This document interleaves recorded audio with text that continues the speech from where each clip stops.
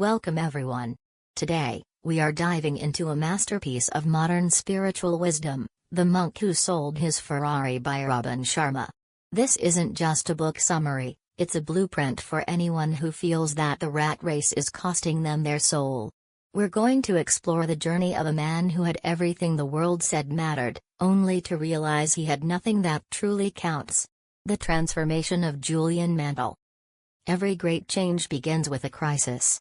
To understand the wisdom of this book, we first have to meet Julian Mantle.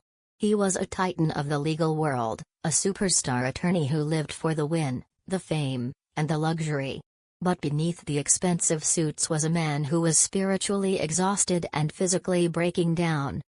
A radical awakening. The turning point came when Julian suffered a massive heart attack in the middle of a packed courtroom. It was his wake-up call. He didn't just take a vacation. He walked away from it all. He sold his law practice, his mansion, and most famously, his red Ferrari. He vanished into the Himalayas, seeking the sages of Savannah. When he returned years later to his former associate John, he wasn't just healthy, he was radiant. He had found a system for living that we call the Savannah system. The 7 Virtues. Julian shared his wisdom through a strange, symbolic fable involving a garden, a lighthouse, and a wrestler. Each part of this story represents one of the 7 virtues of enlightened living. Let's break down these pillars of wisdom. Mastery and purpose. First, we look at the garden. Think of your mind as a lush, green garden. Most people let the weeds of worry and negativity grow wild. To live fully, you must guard the gates of your mind.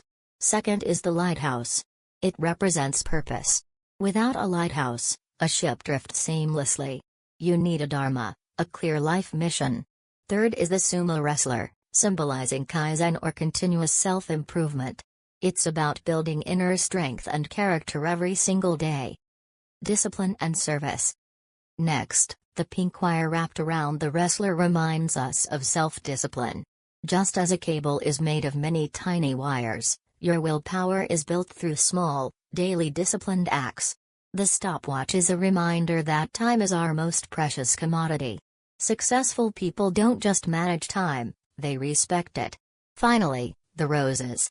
There is an old proverb that says fragrance always clings to the hand that gives roses. True happiness is found in selfless service to others. The path of diamonds. The final virtue is the path of diamonds. This is the art of living in the now. We often spend our lives waiting for the weekend, the next promotion, or retirement to be happy. But the diamonds of life are scattered under our feet right now, in our breath, our children's laughter, and the simple beauty of the present moment. The heart of the rose.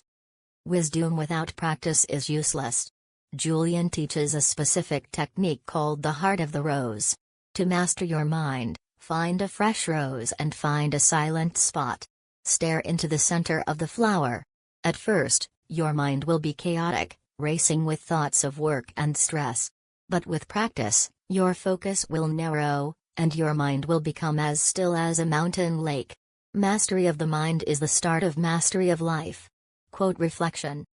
As Julian puts it, the secret of happiness is simple. Find what you truly love to do and then direct all your energy towards doing it.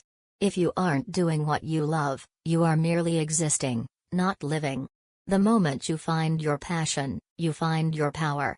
Rituals for radiant living. To sustain this transformation, Julian outlines several rituals. These aren't suggestions, they are requirements for a radiant life. Spend time in solitude to know yourself. Use physicality to empower your body. Eat live foods, plants and grains, to keep your energy high. And join the 5 a.m. club. Winning the battle of the bed and rising with the sun gives you a head start on the world.